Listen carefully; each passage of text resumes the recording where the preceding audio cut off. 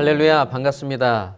오늘부터 제2차 1689 런던 침례교 신앙고백서를 강의하게 된 이윤선 목사입니다. 비록 영상으로 강의하게 됐지만 이 시간을 통해서 신앙의 유익과 진보를 얻는 그런 귀한 시간이 되시기를 주님의 이름으로 축복합니다. 우리가 공부하게 되는 이 2차 1689 런던 침례교 신앙고백서는 정말 중요한 신앙고백서입니다. 우리 침례교인이라면 반드시 이 신앙고백서를 공부해야 됩니다. 그 이유가 있습니다. 우리 침례교 신앙의 뿌리를 알 수 있기 때문에 우리는 이 신앙고백서를 공부해야 되는 것입니다. 우리 침례교의 선조들은 무엇을 믿었는가? 이 신앙고백서 안에 다 들어있기 때문에 그렇습니다. 영국의 침례교회도 그리고 미국의 침례교회도 그 선조들이 이 1689 런던 침례교 신앙고백서 안에 다 담아져 있다고 말해도 과언이 아닙니다. 그렇기 때문에 침례교 역사에 있어서 가장 중요한 제2차 1689 런던 침례교 신앙고백서를 반드시 우리는 공부를 해야 됩니다. 강의 계획에 대해서 간단히 말씀드리면 제2차 런던 침례교 신앙고백서는 총 32챕터로 구성되어 있기 때문에 6주 동안 다 할 수는 없고 순차적으로 강의한 후에 그리고 추후에 또 개설이 되면 강의할 수 있도록 그렇게 하겠습니다. 그러면 기도하고 시작하겠습니다. 살아계신 하나님, 제2차 1689 런던 침례교 신앙고백서를 이제 시작합니다. 하나님, 우리 침례교인들의 뿌리를 찾아서 우리 선조들이 무엇을 믿었고 또 우리 침례교회가 어떻게 시작되었고 그 신앙의 유산들이 어떻게 여기까지 흘러왔는지를 추적하고 공부하면서 우리의 믿음도 다시 한번 정체성을 확립하는 시간 되게 하여 주시고 우리의 믿음이 더욱 견고한 믿음으로 자라나가 정말 하나님의 그 온전한 뜻을 알고 이루어드리는 믿음의 백성들이 되는 그런 귀하고 복된 시간들이 될 수 있도록 인도하여 주옵소서. 가르치는 자나 배우는 자가 한마음이 돼서 믿음의 진보를 이루어 주님 나라를 꿈꿀 수 있는 귀한 시간 되게 하여 주옵소서. 예수님의 이름으로 기도합니다. 아멘. 자, 그러면 오늘 첫 시간으로 이제 이 제2차 런던 침례교 신앙고백서의 필요성과 그리고 역사적인 배경에 대해서 한번 공부해 보도록 하겠습니다. 신앙고백서가 왜 필요할까요?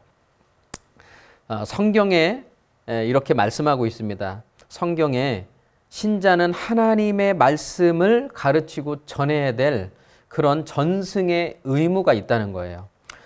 구약의 쇠마로 잘 알려진 신명기 6장 4절 9절 말씀에 보면 이스라엘의 신앙교육의 근간이 되는 대표적인 말씀이 바로 이 쇠마의 말씀입니다. 너무나 잘 아시겠죠? 들으라 이스라엘아. 내 자녀에게 부지런히 가르치며 집에 앉아있을 때든지 길을 갈 때든지 누워있을 때든지 일어날 때든지 말씀을 강론할 것이며 내 손목에 기호로 삼고 내 미간에 붙여 표로 삼고 문설주 바깥에 기록해서 이것을 가르쳐라. 그러니까 후대의 자손들에게 하나님의 말씀, 무엇을 믿는지 그 말씀을 가르쳐야 될 사명이 있다는 것입니다. 신약에 와서 예수님께서도 공생애 때도 가르치셨고 부활 후에 승천하실 때도 명령하셨습니다. 마태복음 4장 23절에 예수께서 온 갈릴리에 두루 다니사 그들의 회당에서 가르치시며 또 부활 승천하신 후에 제자들에게 마지막 말씀하시는 그 명령 마태복음 28장 20절 내가 너희에게 분부한 모든 것을 가르쳐 지키게 하라. 가르치시고 지키게 하라. 후대에게 가르치라고 그렇게 계승되고 전승되도록 예수님께서도 말씀하셨습니다. 바울도 이 명령을 따라 바울의 가르치는 사명을 감당했는데 디모데후서 1장 13절 14절 2장 2절 말씀에 보면 너는 그리스도 예수 안에 있는 믿음과 사랑으로서 내게 들은 바 바른 말을 본받아 지키고 follow the truth 진리를 따르라는 말씀입니다.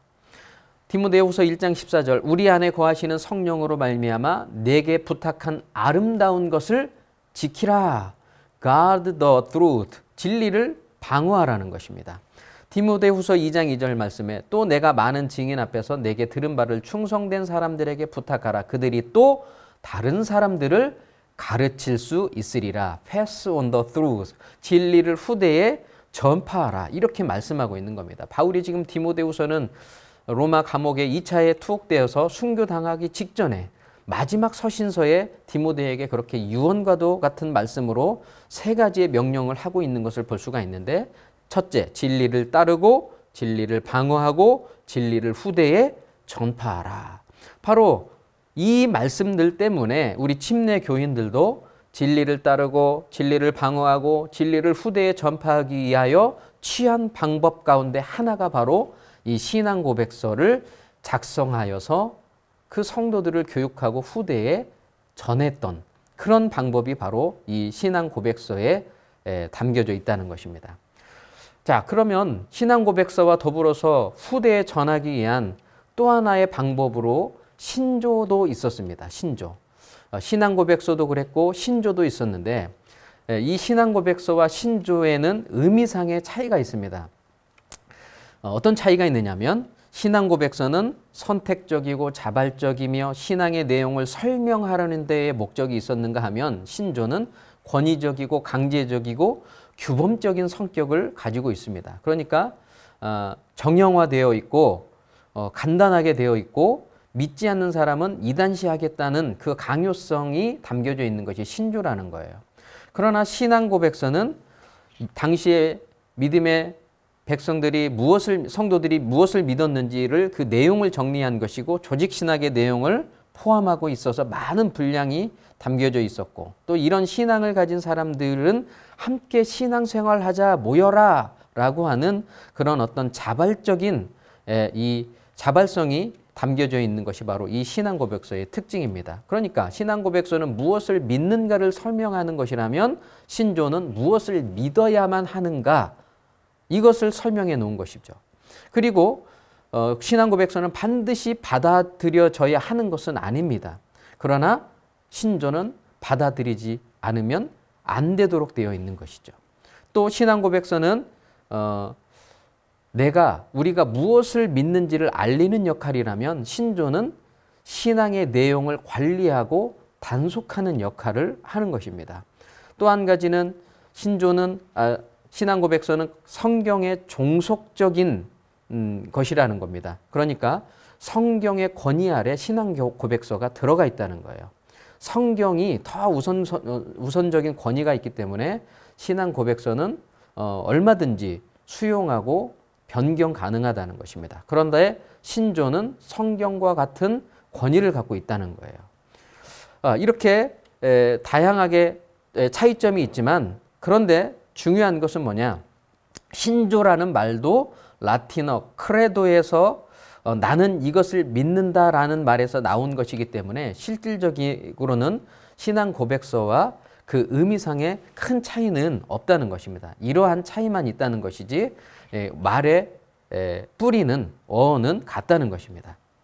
자, 그러면 다음에 신앙 고백이 왜 중요한가? 이 중요성에 대해서 말씀을 드리겠습니다. 고백되지 않은 신앙은 신앙이 아니라는 말이 있습니다. 내가 믿는 예수님이 어떤 분이고 어떤 일을 하셨으며 나와 어떤 관계에 놓여 있는지 그 개인적인 고백이 없으면 참된 신앙으로 인정받을 수 없다는 말인 것이죠. 로마서 10장 10절 말씀에 사람이 마음으로 믿어 의에 이르고 입으로 시인하여 구원을 얻느니라. 그러니까 여러분, 마음으로만 가지고 있으면 되는 것이 아니라, 온전한 구원이 아니라 마음으로 믿을 뿐만 아니라 입으로 시인했을 때 구원이 임하게 된다. 그러니까 여러분, 이런 거죠. 마치 사랑하는 마음은 간절한데 고백하지 않으면 그 사랑은 이루어질 수 없는 사랑, 짝사랑으로 끝나버리고 마는 것입니다. 그러니까 입으로 고백하는 그 개인의 고백이 구원에 있어서 절대적으로 중요한 요건임을 알 수 있다는 것입니다. 그래서 이 신앙 고백이라는 것, 우리가 무엇을 믿는가를 말할 수 있고 전할 수 있고 또 가르칠 수 있다는 것은 굉장히 중요하다는 것입니다. 자, 그러면 두 번째로 또 이 제2차 1689 런던 침례교 신앙 고백서가 어떻게 시작되었고 어떤 과정을 통해서 우리에게 지금 주어졌는지 그 역사에 대해서 함께 생각해 보겠습니다. 이 제2차 런던 침례교 신앙고백서를 공부하기 위해서는 먼저 침례교회의 기원에 대해서 살펴볼 필요가 있습니다. 우리 침례교회가 언제 시작되었는가 많은 주장이 있는데 그중에 이 세 가지의 이론에 대해서 살펴보겠습니다. 첫 번째로 JJ 전승설입니다. 예수님이 요단강에서 침례 요한에게 침례를 받아서부터 침례교회가 시작되었다라고 하는 그 앞에 첫 글자, 새 첫 글자를 따서 JJ 전승설이라고 그렇게 말을 하는데, 여러분, 예수님이 요단강에서 침례 요한에게 침례를 받아서 침례교회가 세워졌기 때문에 침례교회만이 참다운 교회라고 이렇게 주장하는데 어떻습니까? 침례교인으로서, 침례교 목사로서 무한한 자긍심이 드는 것이 사실이지만 이건 좀 팩트가 아니라는 겁니다.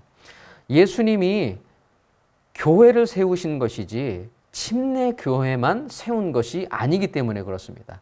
그러니까 여러분, 예수님은 온 교회의 머리가 되시고 모든 복음주의의 교회의 주인이시지 우리 침례교회만의 주인은 아니라는 것입니다. 그래서 참 기분은 좋을진 모르지만 이렇게 JJ 전승설은 좀 팩트가 약하다는 것입니다.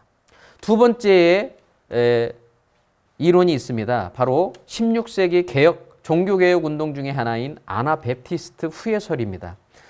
이 침례교회가 아나베프티스트 운동과 이 영적인 혈족 관계에 있다는 주장인데, 왜 그런가 하면 우리 침례교회가 유아 세례를 반대하고 신자 침례를 주장하는 것은 이 16세기 아나베프티스트들이 주장했기 때문에 바로 아나베프티스트들에게 영향을 받아서 그래서 우리 침례교회가 세워졌다라고 이렇게 보는 견해입니다.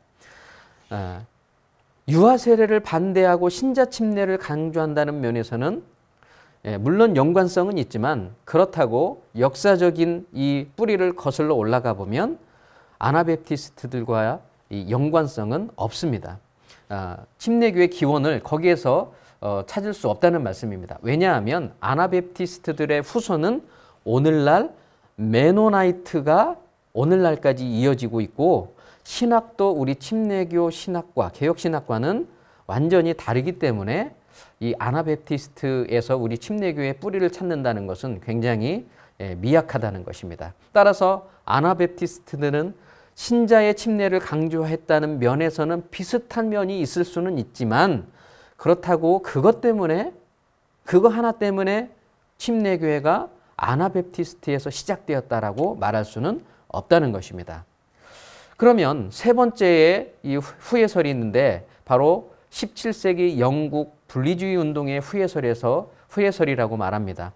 우리가 주목해야 될 것이 바로 이 부분인데, 영국 분리주의 운동입니다. 대부분의 학자들이 침례교의 기원을 영국의 이 국교인 성공회를 개혁하자는 이 분리주의 운동에서 시작되었다고 말하고 있습니다. 그러면 영국 성공회로부터 분리주의 운동이 어떻게 시작되었는지를 우리가 알아야 되는데, 그 전에 중세 유럽의 모든 나라의 신앙을 관리하고 지배했던 이 로마 카톨릭으로부터 영국 성공회는 어떻게 또 독립하게 되었는지를 먼저 살펴볼 필요가 있다는 것입니다. 역사적 배경은 이렇습니다. 1508년부터 1547년까지 통치했던 헨리 8세의 세 번의 결혼과 이혼 사건으로 거슬러 올라갑니다. 헨리 8세는 강력한 카톨릭 국가인 스페인 공주 캐더린과 첫 번째로 결혼하는데, 캐더린은 이미 헨리 8세의 병약했던 형과 결혼했던 그런 전력이 있던 여인이었습니다. 그런데 형이 죽자 헨리 8세는 캐더린과 말하자면 구약시대의 계대 결혼을 하게 됩니다. 캐더린과의 사이에서 이 왕자는 없고 딸 하나를 얻는데 메리라고 하는 이 공주를 얻게 됩니다. 그런데 왕은 본능적으로 왕위를 얻기 위해서 왕자를 얻고 싶어 하는 거죠. 그래서 헨리 8세는 캐더린과 이제 이혼하고 다른 여자와 또 결혼하려고 합니다.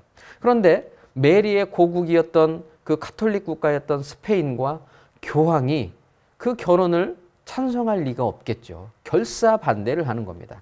그때 토마스 크랜머라고 하는 개신교 신학자가 원래 메리와 결혼했던 그 계대 결혼은 신약에서는 잘못된 것이기 때문에 형의 아내였던 메리와 결혼은 애초부터 잘못된 결혼이었다. 이렇게 해석해 줌으로 인해서 합법적으로 캐더린과 이혼할 수 있게 장을 마련해 줍니다. 그래서 이혼을 하게 되는 것이죠.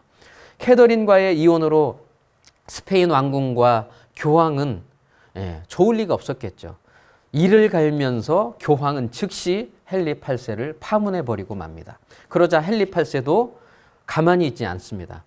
이것을 기회로 삼아서 1534년에 로마 카톨릭과 단절하고 자신이 영국 교회의 머리라고 선언하는 수장령을 발표해버립니다. 영국의 교회의 머리는 바로 국왕인 나다 이거죠. 그래서 캐더린과 이혼한 헨리 8세는 그 이후에 안볼린이라고 하는 여자와 두 번째 결혼하게 되는데 이 안볼린에게서 엘리자베스라고 하는 공주를 얻게 됩니다. 그러다가 얼마 지나지 않아 이 안볼린은 간음죄로 또 죽게 되고 그리고 이어서 세 번째로 제인 세이모와 결혼을 하게 되는데 이 세 번째 여인 제인 세이모에게 비로소 아들을 낳는데 그 이름이 바로 에드워즈 왕자입니다. 1547년 헨리 8세에 이어서 이 에드워드 왕자가 왕위를 이어받아서 6년 동안 통치하게 되는데 카톨릭과 단절되었던 그 사이가 좋지 않았기 때문에 개신교 섭정자들이 바로 이 에드워즈를 도와서 다스리게 됩니다. 그러다가 6년 뒤가 지나자 에드워즈가 또 죽게 되자 캐더린의 딸 메리가 여왕이 되어 그의 모친을 따라서 개신교가 아니라 카톨릭 교회로 다시 되돌려 버립니다. 그러자 이 메리는 여왕이 되자마자 어머니의 이 이혼을 도왔던 신학자, 개신교 신학자 크랜머를 비롯해서 200명의 개신교 지도자들을 사형시키고 개신교를 핍박하게 되는데 그래서 얻게 된 별명이 피의 메리라는 이름으로 불리게 되었던 것입니다. 그래서 또 메리도 시간이 지나서 5년 뒤에 죽게 되고 뒤이어 1558년에 엘리자베스가 여왕이 되어서 1603년까지 45년 동안 영국을 통치를 합니다. 엘리자베스는 카톨릭과 개신교가 공존하도록 정책을 펴는데 중도 노선을 펴게 됩니다. 그래서 1559년에 통일령을 발표해서 영국의 모든 기독교인들은 영국의 국교의 신앙을 따르도록 그렇게 공포를 하게 되는 것입니다. 그 결과 성공회 안에는 카톨릭 교회와 또 개신교회가 공존하게 되어서 지금 오늘에 이르기까지 지나오게 되었던 것입니다. 바로 엘리자베스 이 여왕의 중도 노선 정책 때문에 이런 지금 영국 성공회의 모습을 지금 볼 수가 있다는 것입니다. 그런데 여러분 지금 이 영국 성공회에는 크게 두 가지의 문제점이 있었습니다. 바로 이 문제점 때문에 영국 분리주의 운동이 시작되었는데 어떤 문제였느냐면 바로 국가교회였다는 거예요. 정치와 교회가 분리되지 않고 일치되어 있기 때문에 국가가 정한 교회인 성공회의 신앙을 갖도록 강요했다는 거예요. 그러니까 신앙은 강요해서 얻을 수 있는 것이 아니라 자발적으로 신앙을 갖고 고백을 하고 또 침례를 주고 그렇게 해야 교회의 회원이 되고 또 신앙인이 될 수 있다고 하는 건데 성경하고 다른 이런 심각한 문제를 안고 있었다는 거예요. 뿐만 아니라 이 중도 노선 때문에 성공회 안에는 로마 카톨릭하고 개신교회가 함께 어우러져 있었다는 거예요. 그래서 이것을 개혁하고자 청교도와 분리주의자 이 중도 노선에 반대하여 나온 두 단체가 바로 청교도와 분리주의자들이 나오게 되었던 것입니다. 그러면 청교도들의 개혁은 어떤 개혁을 주장했느냐면 로마 카톨릭의 요소들을 제거하고 개신교적 교회를 만들자 이렇게 기치를 내걸고 개혁을 했다는 것입니다. 그러나 단 성공회 내에서 개혁하고자 했다는 거예요. 성공회를 벗어나려고 하지 않았다는 것입니다. 그러나 분리주의자들의 개혁은 청교도들보다 한 걸음 더 나아가서 성공회를 완전히 벗어나서 국가와 교회가 분리되어야 되고 정치와 신앙은 또 분리되어져야 된다라고 이렇게 주장을 했다는 것입니다. 다시 말하면 신앙은 국가가 강요한다고 해서 가질 수 있는 것도 아니고 국가와 교회가 분리되지 않음으로 인해서 고백 없는 신앙인들이 양산된다고 보았기 때문에, 그리고 그 중심에 유아 세례가 있었다고 보았기 때문에 바로 이것을 개혁하지 않으면, 이것을 바꾸지 않으면 안 된다라고 그렇게 생각했기 때문에 이런 운동을 벌였다는 것입니다. 그러자 성공회는 가만히 있지 않았겠죠. 청교도와 분리주의자들을 성공회가 이제 핍박을 가하자 이들이 어디로 떠나느냐면 신대륙, 메이플라워를 타고 신대륙으로 가고 또 네덜란드 암스텔담으로 신앙의 자유를 찾아 떠났던 것입니다. 이 분리주의자들 가운데에서 침례교회가 시작되었던 것입니다. 그러면 우리 침례교회의 시작의 뿌리를 살펴보면 두 줄기에서 시작되었다는 것을 알 수 있습니다. 바로 영국의 일반 침례교회와 특수 침례교회가 그것입니다. 그러니까 지금 영국 국교회가 이 청교도와 분리주의자들의 핍박을 가하니까 청교도들과 분리주의자들은 이제 신앙의 자유를 찾아 떠나게 되었던 것이죠. 특히 분리주의자들 가운데서 캠브리지 대학 출신으로 성공회를 탈퇴했던 존 스마이스라고 하는 사람이 있는데, 존 스마이스를 따르던 사람 42명과 함께 1608년에 네덜란드로 이주하여 그곳에서 유아 침례가 아니라 신자의 침례를 회복하는 최초의 침례 교회를 세우게 됩니다. 누구라고요? 존 스마이스. 이게 일반 침례교회인데, 그런데 스마이스는 자신이 베푼 관술에, 즉 스스로 자신의 머리에 물을 붓고 41명에게도 관에다가 한 사람씩 이렇게 물을 부어서 침례를 주게 됩니다. 그런데 이것이 자기의 발목을 잡는 거예요. 성경을 보니까 관수례가, 자기가 베풀었던 관수례가 역사적인 그 침례, 성경에서 말하는 물에 들어갔다 나오는 이 침례와 다르기 때문에 여기에서 오는 이 다름으로 인해서 고뇌하다가 이 교회를, 네덜란드에서 만들었던 이 교회를 없애버립니다. 그때 스마이스에게 최초로 침례를 받은 토마스 헬리스가 1611년에 자신을 따르던 신도들과 함께 다시 영국 런던 테임즈강 북쪽에 있는 스피탈 필드 지역에 영국의 첫 일반 침례교회를 세우게 됐는데, 이들은 영국 국교회의 핍박 속에서도 15년 만에 5개 교회 150여 명의 교인으로 성장했고 1644년에 47개 교회로 급성장하게 됩니다. 그런데 이 일반 침례교회는 제대로 공부하지 못한 지도자의 부재 때문에 100년 뒤인 17세기 말에는 삼위일체를 부인하게 되고 심지어 그리스도의 인성과 신성까지 부인하게 되는 그 이단이 되어서 사라지고 말았습니다. 일반 침례교회의 이 의의를 찾자면 바로 존 스마이스는 네덜란드의 첫 일반 침례교회를 세웠다는 것이고, 토마스 헬리스는 영국의 첫 일반 침례교회를 세웠다는 데에 의미를 둘 수가 있는 것입니다. 그런데 이들이 일반 침례교회라고 불리는 이유는 뭐냐면, 구원론에 있어서 예수님이 모든 온 세상 사람들을 구원하기 위해서 십자가에 달려 죽으셨다라고 하는 일반 속죄론을 믿기 때문에 이들을 일반 침례교회다 이렇게 부르는 것입니다. 그러면 영국의 특수 침례교회에 대해서 살펴보겠습니다. 영국의 특수 침례교회는 일반 침례교회가 일반 속죄를 믿었다면, 특수 침례교회는 택한 자를 위해서 구속하시기 위해서 예수님이 이 땅에 오셨고 십자가에 달려 죽으셨다는 제한 속죄론을 믿기 때문에 특수 침례교회라고 그렇게 부르는 것입니다. 이 특수 침례교회가 그러면 어떻게 시작되었느냐면, 이 특수 침례교회도 분열에 분열을 거듭해서 이제 침례교회가, 특수 침례교회가 세워지게 되는데, 그 모체가 되는 교회가 있었습니다. 바로 옥스퍼드 대학 출신의 성공의 사제인 헨리 제이콥이 1616년 런던 사우스워크에 독립교회를 세웁니다. 어떤 교회요? 독립교회. 이 헨리 제이콥이 독립교회를 세우는데, 이 독립교회 안에 성공회처럼 유아 세례를 용인하고 있었다는 거예요. 그런데 그 교회, 독립교회 성도 중에 유아 세례를 반대하고 신자의 침례를 주장했던 6명의 사람이, 성도가 독립교회를 탈퇴하게 됩니다.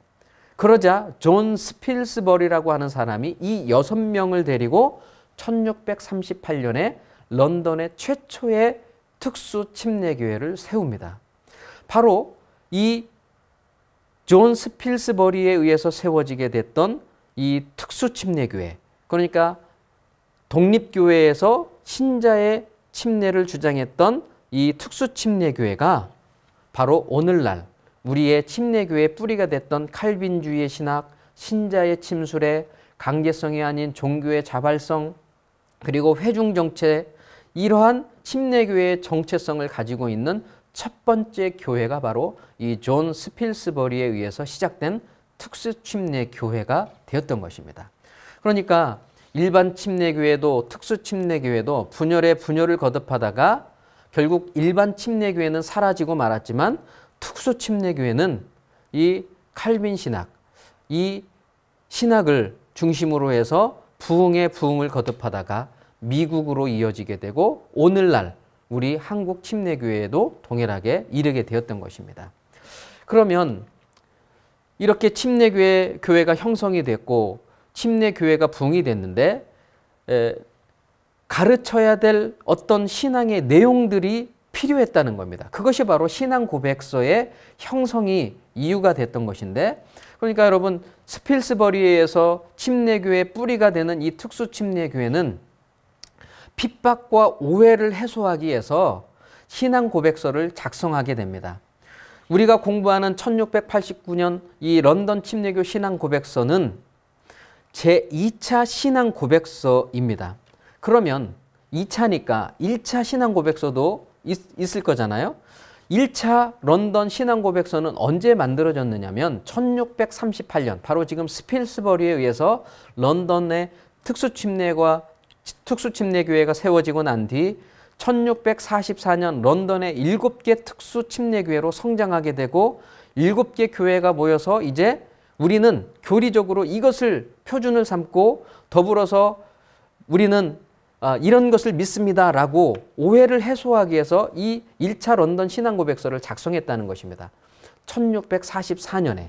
그래서 어떤 오해를 해소하고자 했는가 하면 일반 속죄서를 믿는 알미니안주의자라는 오해에 대해서 우리는 제한 속죄서를 믿는 칼빈주의 구원관을 따르는 그러한 교회다라고 알리기 위해서 그렇게 이 제1차 신앙고백서를 작성했고, 또 한 가지는 아나베프티스트라고 하는 이 오해에 대해서 우리를 아나베프티스트라고 부르는 것은 잘못된 명칭이다, 이렇게 1차 신앙고백서의 서문에 밝히고 있다는 것입니다. 그러니까 결국 특수침례교회는 이 신앙고백서를 중심으로 널리 인정되면서 17세기 말에는 런던 이외에도 5개 지방회와 130개 교회로 성장하게 됩니다.